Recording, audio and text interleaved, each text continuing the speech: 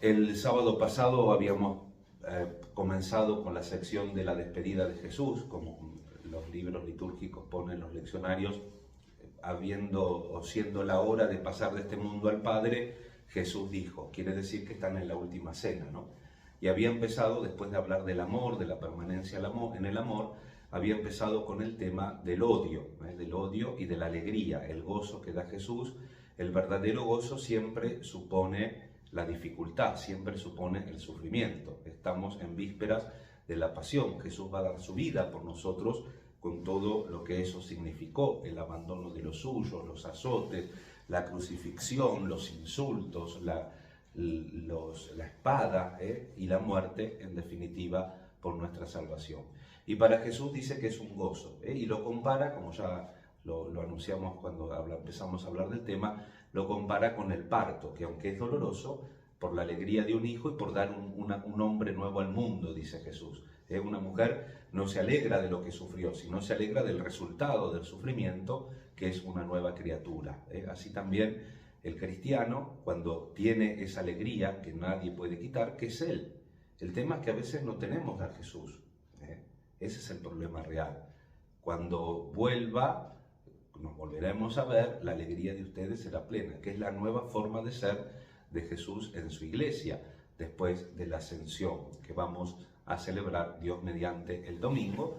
La nueva manera de Jesús estar en la iglesia es en la Eucaristía, donde 2 o 3 están reunidos en su nombre, en el ejercicio de la caridad. Cuando tuve hambre y me diste de comer, conmigo lo hicieron, como meditábamos ayer en la fiesta de Santa Luisa.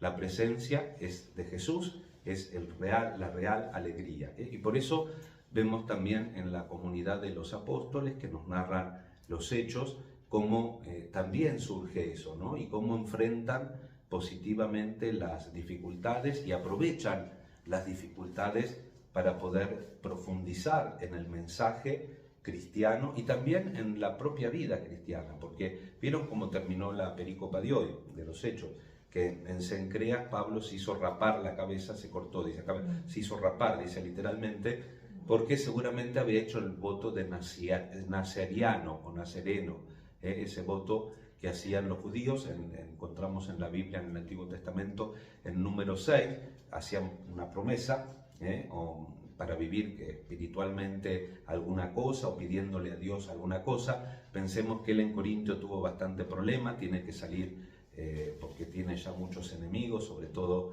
de los judíos, y tiene que salir de Corinto. Vayan a saber lo que prometió Pablo, uno es curioso y quisiera saber. Total que la duración más corta eran más o menos unos 30 días, y como fin del voto, que no había que tomar vino, había que hacer determinadas prescripciones, tratar de no quedar impuro, etc., se había hecho rapar la cabeza. Se cortaban la cabeza, los pelos, los quemaban y hacían un sacrificio. Así terminaba el voto. No sabemos cuántos días, ya le digo, la duración mínima eran 30 días. Pablo habría hecho una promesa y antes de volver de su segundo viaje misionero, donde permanece en Corinto, nos dice la misma palabra de Dios de hoy, 1 año y medio. Recordemos que primero comienza trabajando, él hacía tiendas con este matrimonio laico de Roma, que había tenido que escapar de Roma, Priscila y Áquila, que luego van con él ahora al tercer viaje misionero y que después los vamos a encontrar también en Roma ayudando a los primeros cristianos que eran perseguidos. Un matrimonio laico muy importante, cómo no hay distinción en la responsabilidad y en el ejercicio de la predicación y la fe en la comunidad apostólica. Y quisiera detenerme en 2 cositas. La primera, el tema del sueño que tiene Pablo, ¿no?, en Corinto, que está 1 año y medio. Tiene tiempo inclusive porque también le agarra un invierno bastante duro, el invierno del 52, que demora un poco su partida. El tema, ¿saben cuál es? Las primeras cartas del Nuevo Testamento. El primer escrito del Nuevo Testamento es la carta a la iglesia de Tesalónica, y después a Filipos, que las escribe las dos en Corinto, en su estancia en Corintios, esas 2 comunidades nuevas. Y allí en Corinto también Pablo tiene tiempo de probar su virtud, de probar ese gozo que Jesús dice por las persecuciones, esas persecuciones que notamos hoy cuando van ante Galión, que para llamar la atención del tribunal le dan una paliza al pobre Sóstenes, ¿no? Que era el jefe de la sinagoga, todo para llamar la atención de él. Pero bueno, fíjense las divisiones internas que había, para que no nos asustemos y para que veamos por dónde pasa de verdad el enfoque de la vida cristiana, ¿no? Y digo dos cositas y termino. La primera, la visión que él tiene, que no se desanime. No tengas miedo, Pablo, no te desanime, porque en Corinto, que era un desastre socialmente, en todo sentido, moral, socioeconómico, etcétera, que era un desastre, dice Dios, yo tengo reservado un pueblo, un gran pueblo. Nosotros vemos qué sé yo, acá en el colegio, ustedes, por ahí los alumnos, dentro de todo, como yo siempre les digo, acá tienen una cierta receptividad, pero aún así todo, por ahí en los cursos mayores, sin embargo, Dios tiene reservado un gran pueblo también. No tenemos que perder la expectativa y el dinamismo de la fe. Eso por un lado. No descreer de la sociedad por más materializada y por a veces más contrario a lo que el cristianismo propone, podría estar. Y por otro lado, también el tema de Galión, ¿no? El cónsul de Corinto. Cuando van a discutir, dice, no, porque si fuera un tema jurídico, yo lo acepto, dice el cónsul, pero siendo un tema de nombre, ¿la fe para nosotros es eso?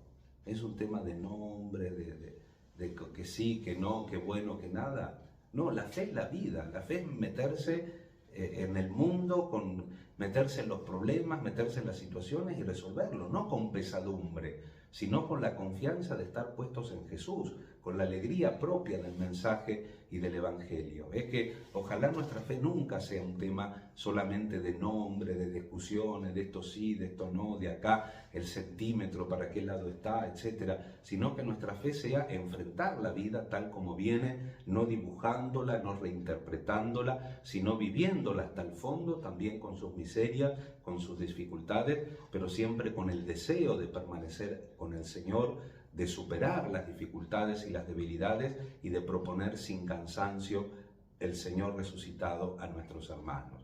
Nos encomendamos en este día viernes a la Santísima Madre de Jesús, que nos haga también sentir la fuerza y los sentimientos de su corazón y que nos sostenga también en medio de nuestras dificultades en la verdadera alegría. El tema de la alegría no es menor, porque el tema de la alegría es el termómetro de la fe.